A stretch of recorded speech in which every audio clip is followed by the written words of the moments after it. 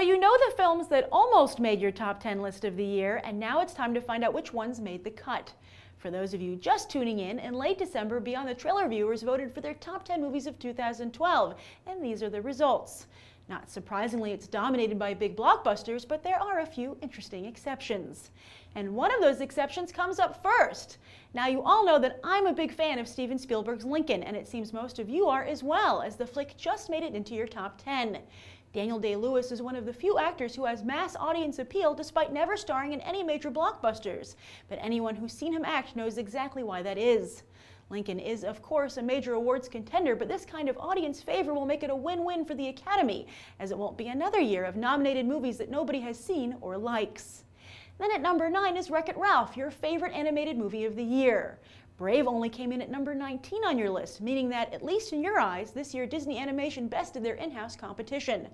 Disney has yet to officially announce a sequel, but co-writer Jennifer Lee was added to Frozen's team as not just a co-writer, but co-director. A new Disney Animation rising star? They sure could use one after Glenn Keane left the studio this past year.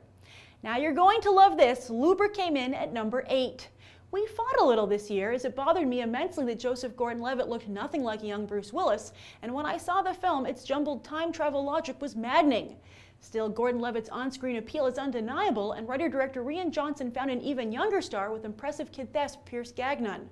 Thanks to his work in The Dark Knight Rises, Gordon-Levitt is now on every studio's hot list, yet clearly fans will be hotly anticipating his next collaboration with his Brick director. Besides Christopher Nolan and Johnson, you've also come to respect Ben Affleck's work behind the camera and in front of it. Argo has proven to be a huge turning point for the former tabloid star, and a large part of that has been because you have embraced the film. Taking your number 7 spot, it's a fan base like this that's made Affleck one of Warner Brothers' most valuable assets. Then, proving that Hollywood is indeed a small town, another Joseph Gordon-Levitt director won your number 6 spot. Mark Webb was as big a star on Sony's Spider-Man reboot as Andrew Garfield and Emma Stone, and the studio had to do some major behind-the-scenes deal-making with 500 Days of Summer distributor Fox, which has an option on Webb to make sure the director stayed on board for the entire trilogy.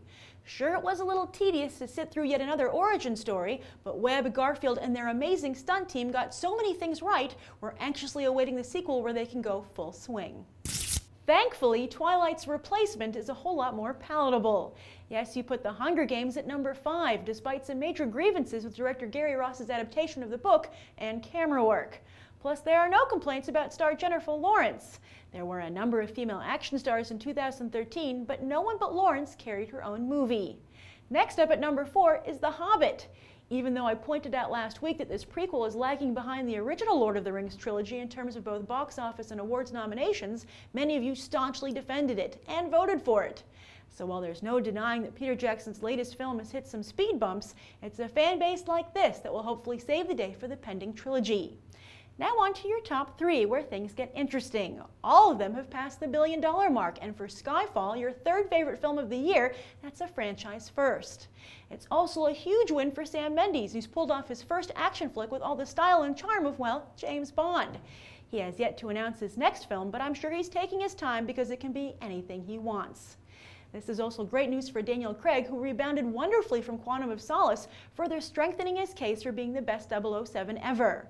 And now that his team is in place, a new M, Q, and Moneypenny, Bond 24 is primed to also pass the $1 billion mark in 2014. So, which was number 1 and which was the runner-up? As I announced before Christmas, the race between these two films, both easily outpacing the rest of the competition, was neck and neck.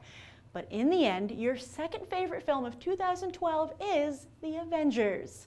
Yes, Joss Whedon still has a long ways to go before he racks up the kind of street cred that Nolan currently enjoys.